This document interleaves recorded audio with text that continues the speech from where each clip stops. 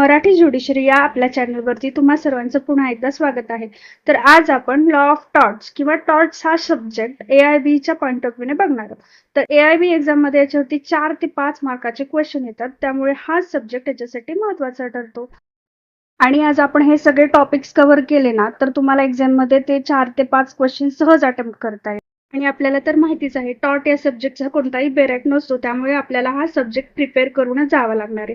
ज्यांनी आपल्याला कमेंट करून रिक्वेस्ट केली होती या टॉपिकसाठी, त्यांचे खूप खूप आभार. तसंच तुम्हालाही इतर कोणत्या सब्जेक्ट बद्दल डाऊट असतील तर तुम्ही अजूनही आपल्याकडे टाइम आहे, तुम्ही सांगू शकता. मी सोप्या भाषेत समजवण्याचा प्रयत्न करेन. नंबर 1 की टॉर्ट म्हणजे काय? तर टॉर्ट हा शब्द लॅटिन शब्द टॉर्टम यापासून घेतलेला आहे. त्याचा अर्थ होतो ट्विस्टेड किंवा रॉंग. याची डेफिनेशन सांगायची झाली तर tort is civil wrong which is not exclusively a breach of contract or Breach of trust.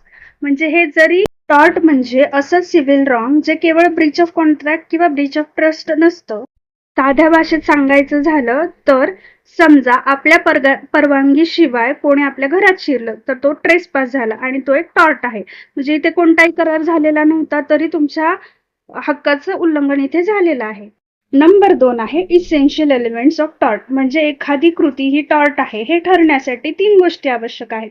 पहिली म्हणजे रॉंगफुल ऍक्ट, दुसरी म्हणजे लीगल डॅमेज आणि तिसरी म्हणजे लीगल रेमेडी. आता रॉंगफुल ऍक्ट म्हणजे काय? तर समोरच्या व्यक्तीने म्हणजेच प्रतिवादीने काहीतरी चुकीचं ऍक्ट केलेलं आहे, म्हणजे चुकीचं काहीतरी कृत्य केलेलं आहे किंवा त्याचं कर्तव्य पार पाडण्यात कोणती तरी कसूर केलेली आहे, त्याला म्हणतात रॉंगफुल ऍक्ट. जो इसेन्शियल एलिमेंट आहे म्हणजे लीगल डॅमेज.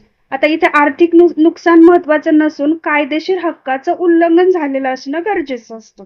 आणि तिसरं इसेन्शियल आहे ते म्हणजे लीगल रेमेडी म्हणजे कायदेशीर उपाय. इथे जो कोणी पीडित व्यक्ती असतो त्याला न्यायालयाकडून भरपाई मागण्याचा अधिकार असतो, म्हणजेच डॅमेजेस तो समोरच्या पार्टीकडून मागू शकतो. आणि जर तुम्हाला त्याला शिक्षा द्यायची असेल तर ते क्राईम मध्ये येतं, तो टॉर्ट मध्ये येत नाही. इथे शिक्षा देण्यापेक्षा तुम्हाला डॅमेजेस म्हणजे नुकसान भरपाईवरती जास्त भर दिलेला असतो टॉर्ट मध्ये. नंबर 3 आहे ते म्हणजे इम्पॉर्टंट मॅक्झिम्स. आता महत्वाच्या जर यातले कोणते मॅक्झिम्स सांगायचे झाले तर 2 आहेत. तर त्यातलं पहिलं आहे इंजुरिया सिने डॅमनो म्हणजे हक्कांचं उल्लंघन झालेलं आहे पण इथे कोणतंही आर्थिक नुकसान झालेलं नाहीये. तर या मॅक्झिम वरती एक महत्वाची केस लॉ आहे आणि हे मॅक्झिमही महत्वाचे आहेत दोन्ही, त्यामुळे याच्यावरती क्वेश्चन्स येऊ शकतात. तर कोणती केस लॉ होती ती जुनी आहे ॲशबे वर्सेस व्हाईट. यामध्ये काय होतं, प्लॅन्टिफला त्याचं मतदान जे असतं वोटिंग ते वोट देण्यापासून रोखलं गेलं होतं आणि त्याचा उमेदवार निवडून आला होता. मग इथे जरी त्याचं कोणतंही आर्थिक नुकसान झालेलं नसलं तरी त्याचा वोटिंगचा हक्क बजावण्यापासून त्याला रोखलं गेलं, म्हणून हा टॉर्ट मानला जातो आणि त्याला कायदेशीर नुकसान भरपाई ही कोर्टाकडून दिलेली गेली होती.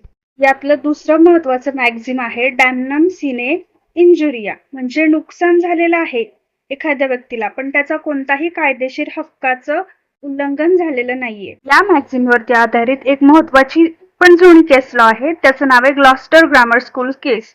तर यामध्ये काय होतं, ती स्कूल एकच होती अख्ख्या गावामध्ये आणि रिसेंटली त्याच्या शेजारी एक नवीन स्कूल ओपन झाली, त्यामुळे त्याचे स्टुडंट्स डिवाइड झाले आणि काही स्टुडंट दुसऱ्या स्कूलमध्ये जाऊ लागले. आता इथं त्याला नुकसान तर होतं पण लिगली त्याच्या कोणत्याही हक्काचं उल्लंघन झालेलं नव्हतं, त्यामुळे ह्या कोर्टाने या केसमध्ये प्लॅन्टिफला कोणतीही नुकसान भरपाई दिलेली नाही. नंबर 4 आहे स्ट्रिक्ट लायबिलिटी. ही कन्सेप्ट ही सुद्धा इम्पॉर्टंट आहे, याच्यावरती क्वेश्चन्स येऊ शकतात. जनरली कोर्टामध्ये कसं असतं, जर आपण एखादी चूक केली किंवा एखाद्या व्यक्तीने चूक केली किंवा निष्काळजीपणा केला तर त्याला जबाबदार धरलं जातं आणि त्याच्याकडून नुकसान भरपाई ही घेतली जाते. पण स्ट्रिक्ट लायबिलिटी या कन्सेप्टमध्ये काय असतं, तुमचा कोणताही वाईट हेतू नसला किंवा तुम्ही कितीही काळजी घेतली तरीही तुमच्यामुळे जर नुकसान झाले तर तुम्ही जबाबदार धरले जाता आणि तुम्हाला जी नुकसान भरपाई कोर्ट सांगेल ती द्यावी लागते. आणि या केसमध्ये जो पीडित व्यक्ती असतो त्याला समोरच्याची चूक सिद्ध करायची सुद्धा गरज नसते, त्याला केवळ नुकसान झालंय ना एवढं सिद्ध करायचं असतं. आता बघूयात की हे स्ट्रिक्ट लायबिलिटी केव्हा लागू होते, तर 3 केसेसमध्ये लागू होते. पहिला जर तुम्ही धोकादायक वस्तू तुमच्या जागेवर किंवा घरात आणली आणि ती बाहेर गेली आणि दुसऱ्याचं नुकसान होऊ शकतं हे माहिती असूनही तुम्ही आणली तर त्यावेळेला स्ट्रिक्ट लायबिलिटीचं लागू होते. आणि मग याचे एक्झाम्पल सांगायचे झाले तर तुम्ही भरपूर पाणी घरामध्ये साठवून ठेवलंय किंवा एखादी विषारू वायू तुम्ही घरामध्ये आणून ठेवलाय, एखादा डेंजरस किंवा वाईल्ड ॲनिमल पण तुम्ही आणून ठेवलेला आहात आणि तो बाहेर जाऊ शकतो, तर हे इथे स्ट्रिक्ट लायबिलिटी लागू होते. त्याचा दुसरा पॉइंट आहे, एकतर ह्या वस्तू धोकादायक आणायच्या नाहीत आणि तुम्ही त्या आणलेल्या आहेत आणि शिवाय तुम्ही त्याचा नॉन नॅचरल किंवा अननॅचरल यूज करताय तुमच्या जमिनीवरती, तर तिथे सुद्धा स्ट्रिक्ट लायबिलिटी लागू होते. आणि तिसरा पॉइंट आहे की ती वस्तू तुमच्या लँडवरून एस्केप झाली, म्हणजे तो वायू असू द्या विषारी किंवा तो ॲनिमल असू द्या, तो तुमच्या लँडमधून एस्केप घेऊन दुसऱ्याच्या जागेवरती गेला, त्यामुळे त्याचं नुकसान झालं, मग तिथेही स्ट्रिक्ट लायबिलिटी ही येतेच येते.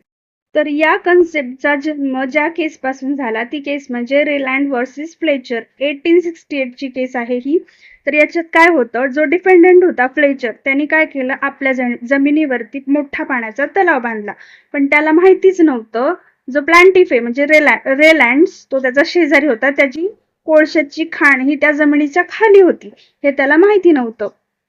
आणि मग काय झालं, पाणी झिरपून झिरपून त्याच्या रेलँडच्या खाणीमध्ये गेलं कोळशाच्या, त्यामुळे त्याचं खूप मोठा नुकसान झालं. आम्ही कोर्टाने सांगितलं फ्लेचरला हे माहिती नसलं तरीही त्याची आणलेली पाण्याची साठा आहे तो त्याच्या लँडवरून एस्केप करून दुसऱ्याचं नुकसान झालं, म्हणून त्याला नुकसान भरपाई ही द्यावी लागणार आहे.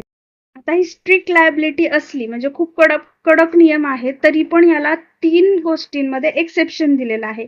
पहिलं आहे ऍक्ट ऑफ गॉड, म्हणजे नैसर्गिक आपत्ती आली जसं की भूकंप झाला, महापूर झाला आणि मग ती वस्तू बाहेर गेली, तर यात त्या व्यक्तीची काही चूक नाहीये, हे सगळीकडेच होणार आहे, म्हणून त्याला त्यातून एक्सेप्शन दिलं जातं, त्याला कोणतीही नुकसान भरपाई द्यायला लागत नाही. दुसरं आहे प्लांटिफ्स ओन फॉल्ट, म्हणजे ज्याचं नुकसान झालंय त्याच्या स्वतःच्या चुकीमुळे जर घडलं असेल ना, तर त्यालाही दुसरं कोणी नुकसान भरपाई देण्याची गरज नाहीये. आणि तिसरा पॉइंट जो सगळीकडेच होतो, त्याच्याशिवाय आजकाल कोणाचं काही भागतच नाही, जर एखाद्या अनोळख्या तिसऱ्या व्यक्तीनेच घातपात केला असेल ना, त्याच्यावरती आरोप केलाय, त्याला नुकसान भरपाई देण्याची गरज पडत नाही. नंबर 5 आहे ऍब्सोल्यूट लायबिलिटीची कन्सेप्ट. आता याला स्ट्रिक्ट लायबिलिटीचं भारतातलं बदललेलं स्वरूप सुद्धा म्हणता येईल. आता आपल्या भारतामध्ये याला स्ट्रिक्ट लायबिलिटी न ठेवता ऍब्सोल्यूट लायबिलिटी मध्ये का त्याचं रूपांतरण करण्यात आलं, तर ओलियम गॅस लीक ही जी केस होती किंवा जो त्यावेळेला घटना घडलेली होती, त्याच्यानंतर MC Mehta versus union of India या केसमध्ये सुप्रीम कोर्टाने असं सांगितलं, जर एखादी कंपनी धोकादायक केमिकल किंवा गॅस वापरत असेल तर त्यातून होणाऱ्या नुकसानीची संपूर्ण जबाबदारी म्हणजे ऍब्सोल्यूट लायबिलिटी त्या कंपनीचीच असेल, तिथे कोणतंही अपवाद चालणार नाही. जसं स्ट्रिक्ट लायबिलिटी मध्ये होते ना ऍक्ट ऑफ गॉड वगैरे एक्सेप्शन्स, तसे इथे लागू होणार नाहीत. नंबर 6 आहे कन्सेप्ट ऑफ निग्लिजन्स, म्हणजे काय, निष्काळजीपणा.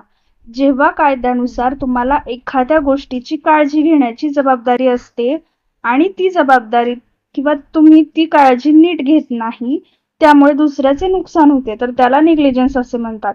म्हणजे तुमच्यावर काय असते, ड्युटी ऑफ केअर असते. आता या कन्सेप्ट वरती सुद्धा एक महत्वाची केस आहे, याच्यावरती क्वेश्चन येऊ शकतो, ती म्हणजे डॉनग्यू वर्सेस स्टीव्हन्सन, 1932 ची केस आहे. यामध्ये काय झालं, एक महिला एका रेस्टॉरंटमध्ये जाते आणि जिंजर बियर मागवते आणि ती अर्धी बाटली प्यायल्यानंतर त्या बाटलीच्या तळाशी तिला एक कुजलेली गोगलगाय दिसते. काय हाल झाले असतील त्या बाईचे. तर त्यानंतर ती अतिशय आजारी पडते आणि मग तिने त्या बियर बनवणाऱ्या कंपनीवरती केस केलेली असते. कंपनी म्हणाली, आम्ही बियर थेट त्या बाईला विकलेली नाही, त्यामुळे आमची जबाबदारी नाही.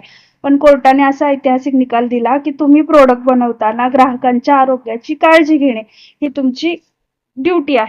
आता पुन्हा एखाद्या केसमध्ये नेग्लिजन्स झालाय हे प्रूव्ह करण्यासाठी 3 इसेन्शियल असतात. पहिले, एकतर तिथं तुमची ड्युटी असली पाहिजे. कसली ड्युटी, ड्युटी ऑफ केअरची जबाबदारी तुमच्यावर असली पाहिजे. दुसरा आहे ब्रीच ऑफ ड्युटी, आणि ती जबाबदारी तुम्ही पाळली नाही पाहिजे किंवा ती जबाबदारी पार पाडण्यात तुम्ही अनसक्सेसफुल ठरला पाहिजेत. आणि तिसरं आहे की डॅमेज, त्यामुळे दुसरं कोणाचं तरी नुकसान हे झालं पाहिजे. जर नुकसान नाही झालं तर तुमच्यावरती नेग्लिजन्सचा टॉर्च बसत नाही. नंबर 7 आहे डिफेन्सेस, म्हणजे असे कोणते कायदेशीर अपवाद आहेत ज्याचा वापर करून आपण कोर्टाला सांगू शकतो की नुकसान झालंय खरं, पण याला मी जबाबदार नाही किंवा माझी चूक नाही आणि तुम्ही शिक्षेपासून वाचू शकता. तर याचे 3 प्रकार आहेत. त्यातला पहिला आहे वॉलेंटी नॉन फिट इंजुरिया म्हणजे स्वइच्छेने घेतलेला धोका. म्हणजे जर तुम्ही स्वतःहून एखादा धोका पत्करला असेल ना, तर तुम्हाला नुकसान झाल्यावर तुम्ही केस नाही करू शकत. याचं एक्झाम्पल सांगायचं झालं तर तुम्ही स्टेडियममध्ये क्रिकेट मॅच बघायला गेलात आणि 6 मारलेला बॉल थेट तुमच्या डोक्यावर लागला, तर तुम्ही त्या प्लेयरवरती केस नाही करू शकत ना, कारण ती रिस्क तुम्ही स्वतः घेतलेली होती ना. या केसमध्ये तुम्ही ना प्लेयर वरती केस करू शकता ना बीसीसीआय वरती केस करू शकता. हकलून देतील तुम्हाला आणि काय म्हणतील चला. दुसरं एक्सेप्शन आहे ऍक्ट ऑफ गॉड. अशी घटना जी माणसाच्या नियंत्रणात नसते आणि जी निसर्गामुळे घडून येते. याचं एक्झाम्पल सांगायचं झालं तर भयंकर वादळ आहे, ढगफुटी झालेली आहे आणि त्यामुळे तुमच्या घराचं छप्पर उडून शेजारच्या इम्पोर्टेड कारवरती पडलं आणि गाडीचा चक्काचूर झाला. इथे शेजारी तुमच्यावरती केस करू शकत नाही आणि असं झालं तर देवाचे आभारच मानायला लागतील तुम्हाला, कारण तुमच्याकडून साधी खरोच जरी आली असती ना, स्क्रॅच जरी आला असता ना गाडीला, गेले असते आपले पैसे. आणि तिसरे एक्सेप्शन आहे प्रायव्हेट डिफेन्स म्हणजे स्वसंरक्षण, स्वतःचा जीव किंवा मालमत्ता वाचवण्यासाठी केलेली कृती. आता याचं एक्झाम्पल सांगायचं झालं तर एखाद्याचं पाळीव कुत्रा आहे, तुमच्या अंगावर धावून आलं आणि तुम्ही स्वतःला वाचवण्यासाठी त्याला काठीने मारलं, तर त्या कुत्र्याचा मालक तुमच्यावर केस करू शकत नाही, कारण तो वार किंवा तो हल्ला तुम्ही स्वसंरक्षणासाठी केलेला होता. आपण म्हणून स्वतःच बळत जाऊन मारायचं नाही. असं केल्यात तर आपल्यावरती केस होऊ शकते आणि नुसती तो मालकच नाही करणार, तर आणखी बरेच लोक येतात. तर AIBच्या पॉइंट ऑफ व्ह्यूने मला जे जे महत्वाचे मुद्दे वाटत होते ते मी इथे एक्सप्लेन करण्याचा प्रयत्न केला आहे. आवडला असेल तर कमेंटमध्ये नक्की सांगा. एखादा टॉपिक असेल तर तो सजेस्ट करा, आपण त्याच्यावरती व्हिडिओ बनवूया.